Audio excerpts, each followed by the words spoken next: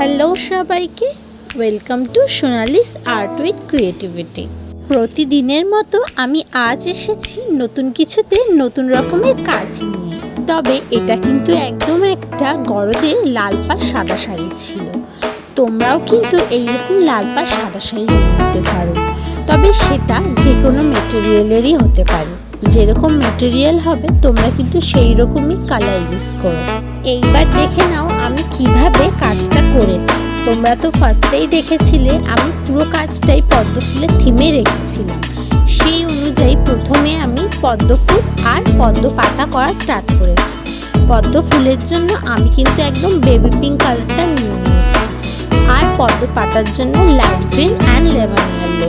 Basic কিছু colour ছাড়া আমি কিন্তু একদম কিছু ইউজই করিনি।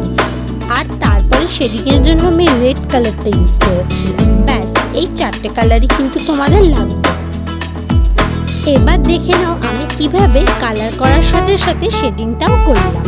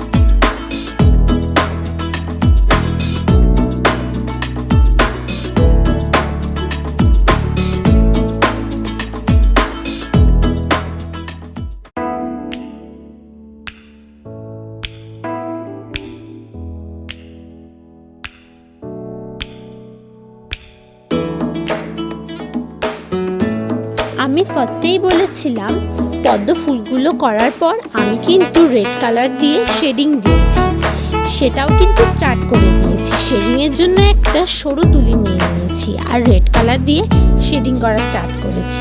তাহলে কিভাবে শেডিংটা করছি সেটা কিন্তু দেখে নিতে পারো।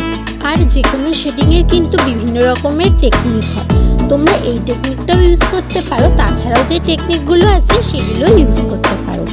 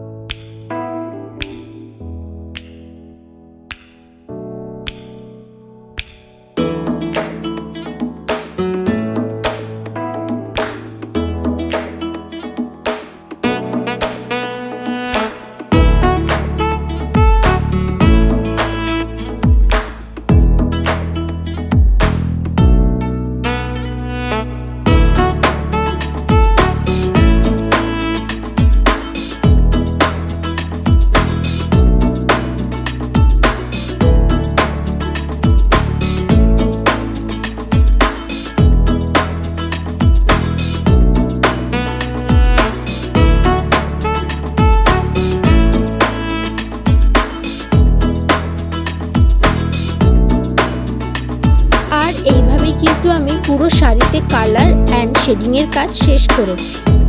তাহলে আমার হ্যান্ড পেইন্টেড ডিজাইনার শাড়ির ফুল লুকটা কিন্তু দেখে নাও।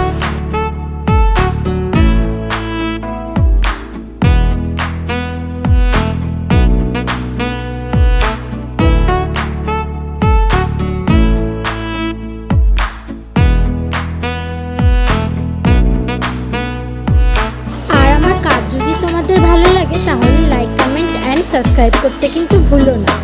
তাহলে পরের দিন আসবো নতুন কোনো ভিডিওর সঙ্গে। And thanks for watching.